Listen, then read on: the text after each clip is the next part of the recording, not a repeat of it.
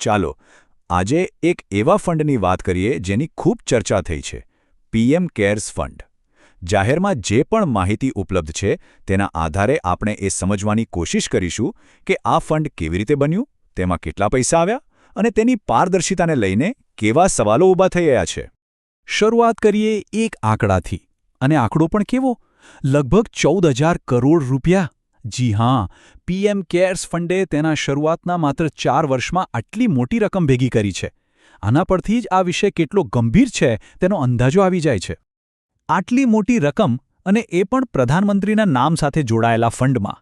તો પછી સૌથી મોટો સવાલ એ જ ઊભો થાય છે કે શું આ ફંડ કાયદાકીય રીતે એક જાહેર એટલે કે પબ્લિક ફંડ ગણાય? અને બસ આ જ એ સવાલ છે જેની આસપાસ આખી ચર્ચા કેન્દ્રિત છે. આ સવાલનો જવાબ શોધવા માટે આપણે થોડું પાછળ જવું પડશે. સમજવું પડશે કે આ ફંડની શરૂઆત ક્યારે, કેવી રીતે અને કયા સંજોગોમાં થઈ હતી. ચાલો આખી વાતને શરૂઆતથી સમજીએ. વાત છે માર્ચ 2020ની. આખી દુનિયામાં કોવિડ-19 મહામારીનો હાહાકાર હતો. અને બસ એ જ સમયે ખૂબ જ ઝડપથી પીએમ કેર્સ ફંડની સ્થાપના કરવામાં આવી. તેને તાત્કાલિક એક પબ્લિક ચેરિટેબલ ટ્રસ્ટ તરીકે રજીસ્ટર કરાયું, અને સરકારે તેને કોવિડ જેવી કટોકટીનો સામનો કરવા માટે એક સમર્પિત રાષ્ટ્રીય ફંડ તરીકે રજૂ કર્યું. હવે આ કોઈ સામાન્ય ટ્રસ્ટ ન હતું. એના સંચાલનમાં કોણ હતું એ જુઓ. અધ્યક્ષ તરીકે તો ખુદ પ્રધાનમંત્રી, અને ટ્રસ્ટીઓ દેશના સંરક્ષણ મંત્રી, ગૃહમંત્રી અને નાણામંત્રી. મતલબ કે સરકારના ટોચના ચહેરાઓ જ આ ફંડ ચલાવી રહ્યા હતા, જે સરકાર સાથેના તેના ઊંડા સંબંધને દર્શાવે છે. તો જ્યારે સરકારના આટલા મોટા લોકો જોડાયેલા હોય ત્યારે પૈસા પણ મોટા પ્રમાણમાં આવ્યા છે, ખરું ને? ચલો હવે એ જોઈએ કે આ ફંડમાં પૈસાનો પ્રવાહ કેવો હતો અને કેટલો હતો. આ ચાર્ટ જુઓ. દાનનો પ્રવાહ કેવો જબરદસ્ત હતો.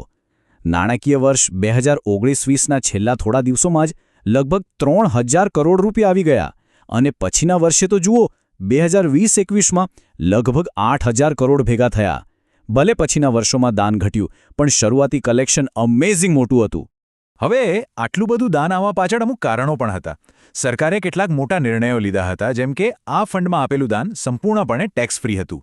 કંપનીઓ જે ડોનેશન આપે એને CSR એટલે કે કોર્પોરેટ સોશિયલ રિસ્પોન્સિબિલિટીનો ખર્ચ ગણી લેવાયો. અને એટલું જ નહીં, વિદેશથી પણ દાન લઈ શકાય એ માટે FCRA કાયદામાં પણ છૂટ અપાઈ. આ બધું જોયા પછી એક મૂળભૂત સવાલ મનમાં આવે છે. શું આવી પરિસ્થિતિ માટે કોઈ નવું જ ફંડ બનાવવાની ખરેખર જરૂર હતી? શું પહેલેથી આવું કોઈ સરકારી ફંડ અસ્તિત્વમાં હતું જ નહીં? અને જવાબ છે હા, બિલકુલ હતું. એ ફંડનું નામ છે નેશનલ ડિઝાસ્ટર રિલીફ ફંડ, જેને આપણે NDRF તરીકે ઓળખીએ છીએ. અને તેનું કામ પણ કુદરતી આફતો વખતે રાહત પહોંચાડવાનું જ છે. તો સવાલ એ છે કે જો NDRF હતું તો પીએમ કેર્સ કેમ? આ બંને વચ્ચેનો મુખ્ય તફાવત શું છે? અને આખો મુદ્દો આવીને અટકે છે પારદર્શિતા અને જવાબદારી પર. જુઓ, NDRFનું ઓડિટ કોણ કરે? CAG એટલે કે ભારતની સૌથી મોટી સરકારી ઓડિટ સંસ્થા, જ્યારે પીએમ કેર્સનું ઓડિટ પ્રાઇવેટ ઓડિટર્સ કરે છે. પણ સૌથી મોટો અને નિર્ણાયક તફાવત એ છે કે NDRF વિશે આપણે RTI કરીને માહિતી માંગી શકીએ છીએ, પણ પીએમ કેર્સ વિશે નહીં. બસ આ એક જ વાત આખી ગેમ બદલી નાખે છે.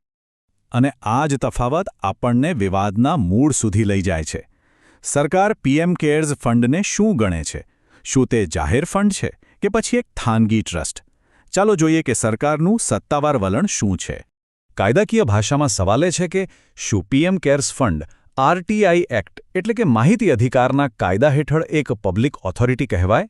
કારણ કે જો જવાબ હા હોય તો પછી તેની બધી જ માહિતી જનતાને આપવી ફરજિયાત બને છે. અને આ સવાલ જ્યારે સંસદમાં પૂછવામાં આવ્યો ત્યારે સરકારનો જવાબ શું હતો ખબર છે? માત્ર 2 શબ્દો: ના સર, બસ. આ એક ટૂંકા જવાબમાં સરકારે પોતાનું સ્ટેન્ડ એકદમ સ્પષ્ટ કરી દીધું. હવે સરકારના આ જવાબ પાછળ એક કાયદાકીય તર્ક છે. પબ્લિક ઓથોરિટી એને કહેવાય જે સરકાર દ્વારા બનેલી હોય અથવા સરકાર એને કંટ્રોલ કરતી હોય, અને તેના પર RTI લાગુ પડે છે. જ્યારે પબ્લિક ચેરિટેબલ ટ્રસ્ટ એ ખાનગી સંસ્થા ગણાય, જેના પર RTI આપોઆપ લાગુ નથી પડતો. સરકારે પીએમ કેર્સને આ બીજી કેટેગરીમાં મૂક્યું છે. તો સરકારના આ વલણને કારણે અને ફંડના આ માળખાને લીધે કેટલાક બહુ જ મોટા સવાલો આજે પણ જવાબ વગરના રહી ગયા છે, અને જવાબદારીની ચર્ચા હજુ પણ ચાલી રહી છે. તો આજે આપણને શું નથી ખબર? આપણને એ નથી ખબર કે દાતાઓની પૂરી લિસ્ટ શું છે, કોણે કોણે પૈસા આપ્યા, એ પૈસા ક્યાં, કોને અને કેવી રીતે વાપરવામાં આવ્યા તેની ચોક્કસ વિગતો પણ નથી.